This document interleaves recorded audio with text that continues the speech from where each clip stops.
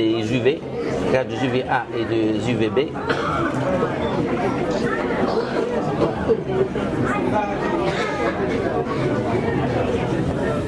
Je trouve l'écran.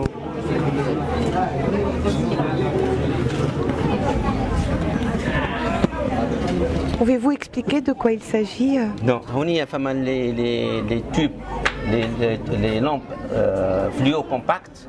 هذوما القدم ستاندار نلقاهم تو موجودين دالجين هذوما معناها إلى مات دي غيون تيب ultraviolet. ثم لو نشوفوا لي ليد صفر ما فماش ultraviolet. فهمت معناها هذا الفرق. معناها هذوما يمكن نستعملهم طفل القمر بدون معناها خطوره. فهمت؟ بينما الفليو كومباكت نفوهم الترافيولي هما يشكلوا خطر على الطفل القمر ويشكلوا خطر حتى على الانسان الطبيعي على خاطر يفافوريز الكاتاراكت. بخلاف الفليو كومباكت هما لي ستروبوسكوبيك اللي هما يتعبوا وكي تتكسر الانبوبه فيها الفابور دو ميركور اللي هو مخطر وينجم يعمل سرطان الدم. Donc اليوم ces lampes elles vont être بالتفع هو المشروع اليوم هي إضاءة آمنة وهذه الإضاءة الآمنة. الإضاءة الآمنة اللي فيها صفر الانترافيولي. ولكن le prix de ces lampes est-ce que il va Bon, je vous donne les prix du marché. D'accord. On a un prix spécial جابونا من 30 50 دينار من تول البويسونس. D'accord. وحنا اخترنا les plus puissants. فهمت؟ باش نعطيو للناس الكل وانبوبه تكفي في البيت ما نحطوش زوز. Donc vous allez pouvoir équiper combien de foyers en fait? 300 foyers. 300 foyers et vous allez équiper bien évidemment toute l'habitation. Toute l'habitation 6 lampes par foyer. شوفوا احنا حتى اخترنا الموديل اللي فيه ديفيزور ما اخترناش الموديلات كامل هذوك لانه الصغير عنده فوتوفوبي معناها الضوء يقلقوا شويه كيف يكون لا لوميير معناها ديفو تولي ما تقلقش. فهمت؟ Et ces lampes elles durent combien de temps? Elles ont une durée de vie من 20 30 ألف ساعة. معناها هو تقريبا 4 مرات الفليو كومباكت والكونسوماسيون أقل تقريبا 30% من الفليو كومباكت. D'accord. معناها اللامب 12 وات ايكيفالون 100 وات طبيعي نتاعنا. هي لي لامب دو ريشانج بعدين باش نعطيهم هو معناها عندنا 3 سنين مطمئنين. هيا به. فهمت؟ كي تفسد واحدة قبل 3 سنين نمشيو للفورنيسور بدل هنا. Merci عايشك. وفما كما قال معنا بعض الانبوبات تبرع بهم الفورنيسور معنا بخلاف الدوم تاع ليونس كلوب 1800 انبوبه.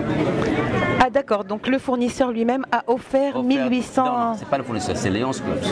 Ah le Lions Club. 1800. D'accord. Voilà. Yatikom as-saha, merci docteur.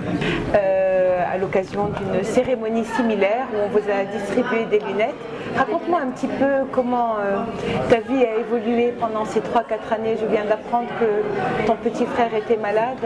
Oui. Nos lecteurs aimeraient avoir de tes nouvelles. Depuis 4 ans, je suis allée en France, je suis restée 3 mois. J'ai passé de très bonnes vacances et j'ai aussi un peu travaillé. Par la suite, je suis rentrée à Tunis. J'ai trouvé un travail près de chez moi.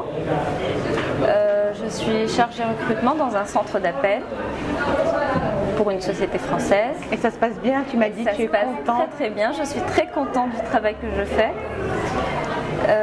Est-ce que ta maladie a évolué depuis ou est-ce qu'elle s'est stabilisée enfin? Elle est stabilisée, j'ai toujours un petit baseau sur le nez, mais bon, chaque année on enlève et ça reprend chaque année, mais bon, maintenant je m'y suis habituée. En tout cas, tu es de plus en plus jolie. Je suis contente de t'avoir retrouvée. Et ton petit frère est un petit peu malade? Mon petit frère a eu une tumeur cérébrale de 5 cm. Ils ont enlevé une bonne partie de la tumeur. Par la suite, on s'est rendu compte, enfin, il est rentré à la maison. Et là, on s'est rendu compte qu'il avait une infection nosocomiale. Ils l'ont réopéré il y a un mois et demi plutôt. Et là, il est toujours à l'hôpital. Eh ben, de la part de nos lecteurs et de toute l'équipe de Livret Santé, on lui souhaite un prompt rétablissement. Est-ce que tu aurais envie qu'on fasse encore pour les enfants de la Lune en Tunisie? Pour les enfants de la Lune en Tunisie, pour les enfants de la Lune en général, il faut beaucoup de moyens pour la culture, pour leur sortie, pour leur vie, je vais dire. Il faudrait les aider un peu. Par exemple, j'ai entendu dire que tout à l'heure, vous voudriez organiser dans un des centres de jeux, comme ça se fait en France, une kermesse nocturne. Nocturne, exactement, qui commencerait à minuit, par exemple, pour les enfants de la Lune, qui se passerait en été, de préférence. Alors voilà un appel à toutes les sociétés qui ont des centres de jeux en plein air. Voilà, des locaux qui peuvent nous prêter pour une petite soirée, pour qu'on puisse faire cette kermesse pour les enfants de la Lune. Et pourquoi pas un acrobranche nocturne à Tozeur, comme ça se fait au Assous, comme ça s'est fait, on le sait, en France. En France. En tout cas, heureuse de t'avoir retrouvée. Merci beaucoup. Et j'espère à très bientôt. Merci beaucoup, Sally. Madame Leïla Rik Benban, heureuse de vous connaître avec votre magnifique petite Khadija. Comment avez-vous découvert la maladie de Khadija? C'est au hasard, je suis le docteur, c'est pour la troisième fois. Je suis le docteur pour... C'était septembre, effectivement. Excessif. C'est pour cela j'ai voulu un écran qui lui protège parfaitement. Alors j'étais hyper surprise. Elle risque d'avoir un cancer de peau. C'était chez un dermatologue, c'était à l'hôpital? C'était un dermatologue, yes. À l'hôpital ou en privé? Privé. Et il a tout de suite détecté la maladie? Malgré chaque été, nous chez des docteurs يقولوا لي ما عندها حد شيء لاباس خديجة. Donc vous pensez que les docteurs tunisiens peut-être ماهمش واعيين بالكدا بالمرض هذايا؟ Effectivement. C'était aussi des dermatos? Des dermatos très nommés. D'accord. Très nommés. Hela Kamoun Gadgouli, vous êtes ophtalmologue. Oui. Vous étiez ophtalmologue à l'hôpital Habib Themer, si mes souvenirs sont bons. Oui. Et maintenant vous vous êtes installé dans le privé, mais on vous voit quand même aujourd'hui à l'occasion de cette cérémonie consacrée à l'association des enfants de la Lune. Expliquez-nous quel a été votre parcours avec les enfants de la Lune. Oui, alors tout avait commencé à l'hôpital Habib Themer avec Dr Mohamed Zghal, dermatologue, qui s'était beaucoup intéressé au xéroderma, donc pigmentosome.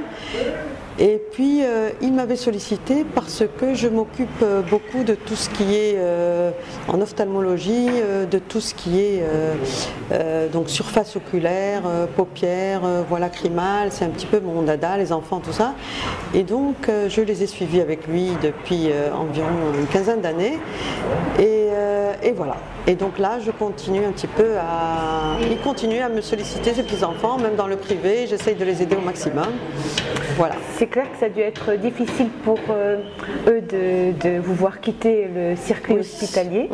Donc vous suivez combien d'enfants à l'heure actuelle atteints de cette maladie? Alors, en Tunisie, nous suivons environ...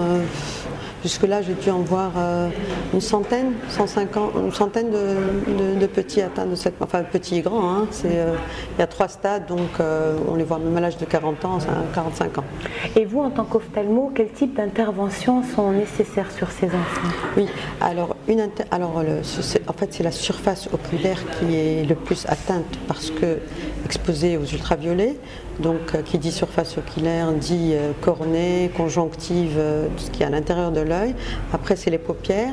Donc, ce sont des petits carcinomes essentiellement. C'est aussi la sécheresse oculaire. Qui aboutit, tout ça aboutit à des petites opacifications cornéennes et à la longue, au bout, à une malvoyance, quoi. D'accord. Et maintenant que vous êtes dans le circuit privé, malgré tout, ces enfants ont confiance en vous, ils ont envie de rester avec vous. Oui. Et qu'est-ce que vous pensez faire, puisqu'ils vous ne pourrez pas les opérer à l'hôpital? Est-ce que vous allez faire appel à la générosité des cliniques? On va essayer sûrement, parce que là, en l'occurrence, ce matin, j'en ai vu 3, bien sûr, en consultation privée, mais que j'ai vu gratuitement, mais qui veulent se faire opérer. Alors donc je vais devoir solliciter bien sûr quelques établissements privés pour ça. On verra bien. On espère, voilà, avec toutes ces belles nouvelles cliniques qui ont ouvert, qu'elles accéderont à votre demande. Merci docteur. Merci.